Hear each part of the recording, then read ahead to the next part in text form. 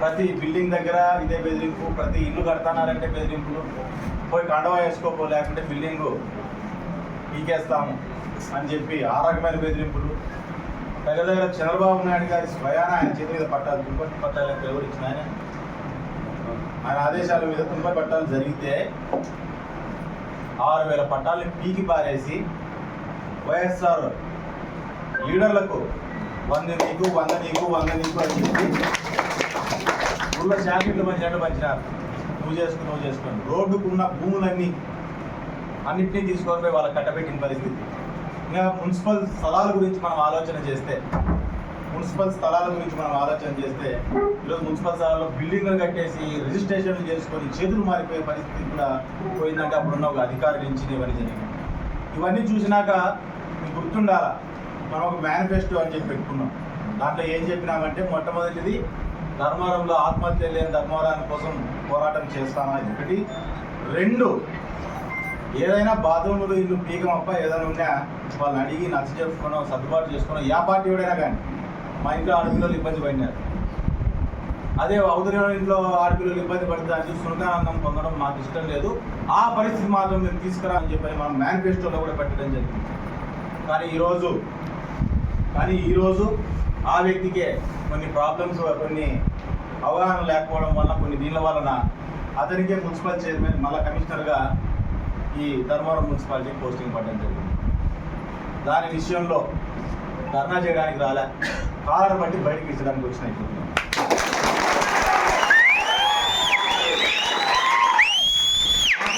వాళ్ళు ఇళ్లలో నీళ్ళ మీద పోయే అలవాటు నాకైతే లేదు. ఆఫీస్ లేకొస్తే అదే పనే జరుగుతుంది. ఎవరికి చెప్పుకోకుండా వచ్చిన నేనే సగ్గు వచ్చిన పట్టుకొని బయటకి ఇచ్చి ఫస్ట్ పక్కకు వచ్చిన తంతానని చెప్పి చెప్పడానికి తన చేసుకో. 2021 నుంచి 2023 ఎలక్షన్ల ముందు వరకు అతనే ఉన్నాడు. ఎన్నో ఇబ్బందులు పెట్టినాడు. ఎంతో మందిని వైఎస్ఆర్ కండువా వేసుకోకండి, వేసుకుంటే మేము కనీసం ప్లాన్స్ అప్రూవ్ చేస్తాం, లేదంటే ఇల్లు ఉన్న పలంగా పడగొడతామని చెప్పి చాలా మందికి బెదిరించడం కూడా జరిగింది. అట్లాంటి వాడు వచ్చినప్పుడు ఖచ్చితంగా ఏదో టెక్నికల్ ఎర్రర్ పైన అని చెప్పి చెప్తున్నారు. వాళ్ళని కూడా దాన్ని సరిచేయండి అని చెప్పి అందరినీ కూడా అడగడం జరుగుతుంది. అట్లాంటి వాళ్ళు వచ్చినప్పుడు ఖచ్చితంగా దానికి నేను వచ్చేది. ఈరోజు మీకు మంచి చేస్తాను, చెడు చేస్తాను నాకు తెలియదు, కానీ చెడు చేసిన వాళ్ళని దగ్గర పెట్టుకుని ఓర్చుకునేంత నాకు పెద్ద గుండెలంటే పెద్ద మనసు. వాడు చేసిన పనిని మర్చిపోయి మళ్ళీ నేను ఓర్చుకునేంత ఇదైతే నాలో లేదు. ఖచ్చితంగా దాన్ని అయితే నేను ఓర్చేదే లేదు. ఖచ్చితంగా దానికి తగ్గట్టుగానే ఉంటుంది. ఈరోజు ఈ ఆఫీసర్లు ఎట్లా ఆడుతున్నారో అదే రకంగానే వైఎస్ఆర్ పార్టీ లీడర్లు కూడా ఎట్లా వాళ్ళు చాలా మంది ఆడుతున్నారు.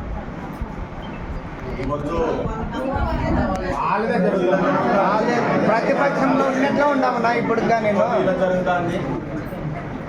డ్రామాలు, రాజకీయాలు చేస్తున్నారు. అంటే వాళ్ళ దగ్గరికి పోవడం, ఇల్లు అంటే వాళ్ళకి తెలియక గబకని పోవడం, ఫోటోలు దిగడం, బయట పెట్టడము, వాళ్ళని గబ్బులేదు వాళ్ళ మధ్య సమస్యలు పెట్టాలనే. అంటే బీజేపీకి తెలుగుదేశం మధ్య సమస్యలు పెట్టాలి, జనసేన తెలుగుదేశం మధ్య సమస్య పెట్టాలి, జనసేన బీజేపీ మధ్య సమస్య పెట్టాలి అనే ఒక కుట్రపూర్వకమైన రాజకీయాలు అనేటివి ధర్మవరం నియోజకవర్గంలోనే జరుగుతున్నాయి.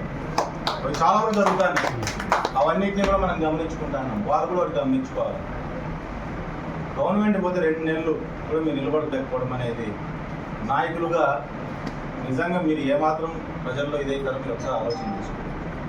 నిన్ను నమ్మి గెలిచినాడో ఓడినాడో నాయకుడు నిన్ను నమ్మి నిలబడుకొని ఉన్నాడు. ఆ నాయకుడిని ఉంచినాడు.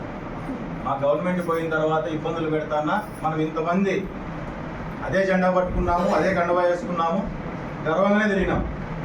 చాలామంది ఇంకా కండువాలు వేసుకుని బైకుల్లో గవర్నమెంట్ లేకపోతే బాగా జాలీగా తిరుగుతానేటివి కూడా నేను చాలా వరకు చూసిన పచ్చ కండువా వేసుకున్నాను.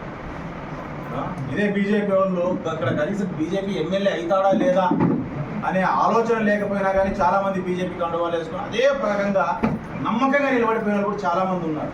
ఆ పార్టీని నమ్ముకొని నిజంగా ఇక్కడ ఎమ్మెల్యే అవుతాడా లేదా అని వాళ్ళు కూడా తెలియదు పాపం, కానీ అట్లే నిలబడుకొని ఉన్నారు చాలామంది. అది నమ్మకం, ఇది నమ్మకం. ఇదే రకంగా జనసేనలో కూడా అదే రకంగా నిలబడి, సిపిఐలో మనం చూస్తే అదే రకంగా నిలబడి. అవసరాలకి దారులు తొక్కట్లేదు, అవసరాన్ని బట్టి దారులు తొక్కట్లేదు. ఈరోజు తొక్కుతున్నారు చాలామంది. వాడు దారి తొక్కడము తప్పే, వాడిని ఎంకరేజ్ చేయడం అంతకంటే పెద్ద. ఖచ్చితంగా గమనించుకుంటాను. దాని మీద కూడా మేము కూడా మేము కట్టుకునేది ఏం లేదు. మేము గట్టిగా ఉన్నామని చెప్పి ఇద్దరి మీద సమస్యలు పెట్టాలనే ప్రయత్నం చేస్తున్నారు. దయచేసి వాళ్ళు కూడా మానుకోవాలని వారికి చెప్తున్నాం. లేకపోతే దాని తగ్గట్టు పరిణామాలు గవర్నమెంట్ ఏమైనా ఛాన్స్ అని చెప్పినాం. పరిణామాలు ఉంటాయి కానీ గవర్నమెంట్ వచ్చి 2 నెలలు అవుతాను.